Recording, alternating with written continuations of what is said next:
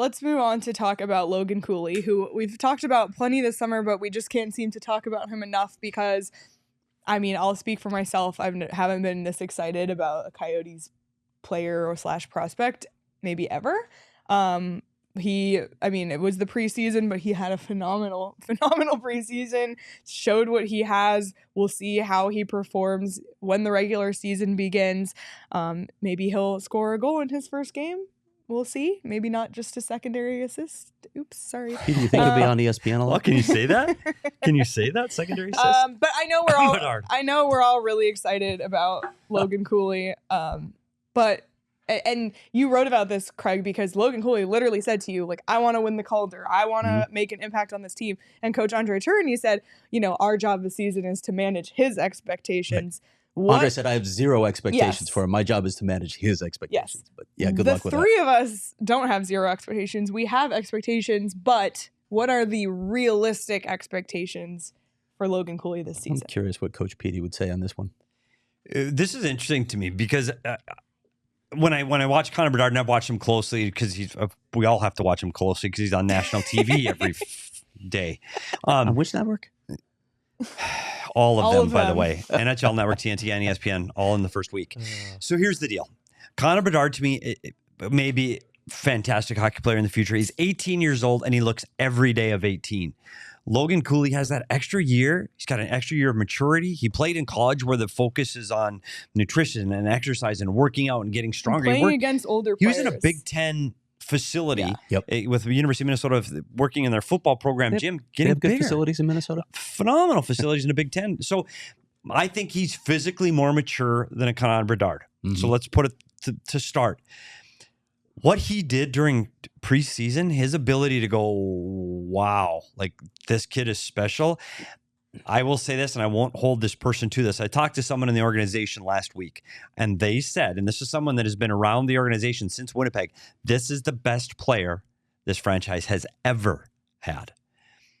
And he prefaced it by saying he hasn't played a game yet, but the way he practices, the way he handles himself off the ice, on the ice, he said it's second to none. So that's very high praise. And so my expectations of this kid are extremely high.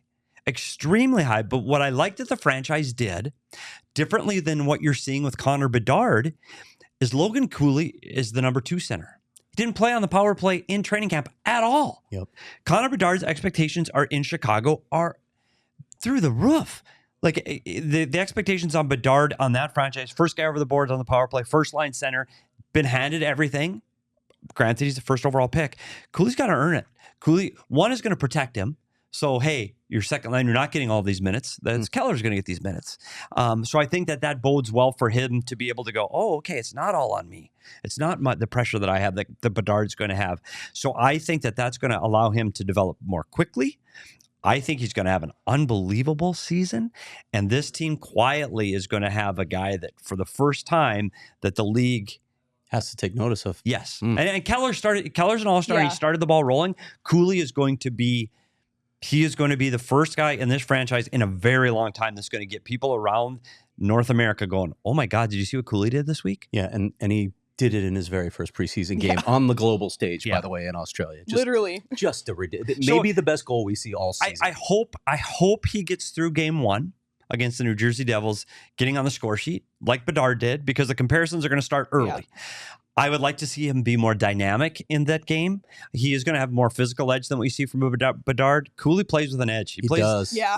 He's got a chip on his shoulder, and he's got a little grit to him. We saw that in the national championship game. For sure, which ended up maybe costing his team the game while he sat in the penalty box. But I think all of those things I just want him to have some success, and I don't want him to have a major defensive breakdown like he had in preseason where he got the turnover that caused a goal. I just want him to get through that game on the positive side of the plus minus. Just don't do anything really bad and get through it healthy. Do you like the New Jersey matchup for him, though? I mean, it's a game that's kind of based on speed and skill. Yeah. This is a giddy up game. Yeah. Like this is hey, we're going to a horse race on Friday. It's also interesting because in that game you have like a young Jack Hughes, which to me parallel, like if I'm just thinking parallels, you got Hughes, you got Keller, I know in different roles. And then you got Cooley and you have Luke Hughes, who is another guy in the Calder conversation early.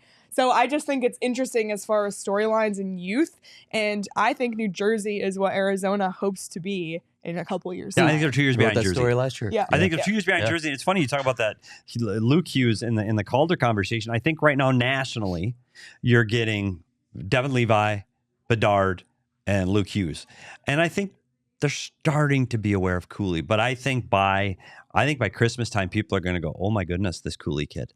And I think that's the direction this team wants to be. They want to be a perennial playoff team, and they're going to need guys like that to carry them there.